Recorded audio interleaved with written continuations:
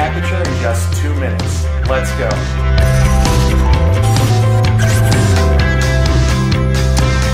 Hey Photo World, I'm Rob Kruger. This is Take and Talk Tips. Before we get started, be sure to subscribe and hit the bell. Aperture is one of 3 settings used to set your overall exposure. Specifically, it is the opening in the lens and determines how much light will reach the image sensor. You have seen the setting but may not know what it is exactly. But on your camera, aperture will be shown as fStops or f numbers. They are numbers like f2.8, f4, f11, f22, and so on. Many of you are probably using an 18 to 55 millimeter f3.5 to 5.6. That means your aperture will change as you zoom in. That may be why your images are getting darker when you zoom in. Aperture, again, is the opening in the lens.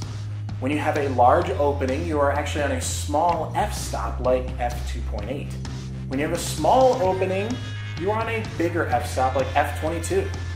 The aperture, again, is based in the lens, not on your camera. You may come across a 50 millimeter lens with an aperture of f1.4, or you could have a kit lens with the largest, again, most open, aperture of f3.5.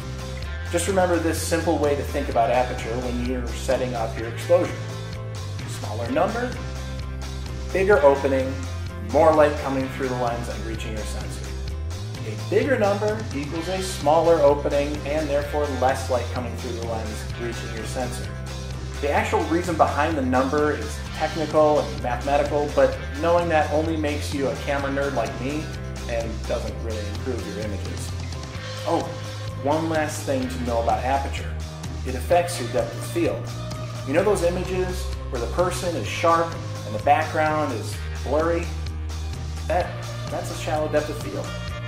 And when you have a lock and clear focus from the front of the scene all the way to the back, that's a long depth of field. Depth of field will be on another video here on Take and Talk Pics, so be sure to subscribe and hit the bell.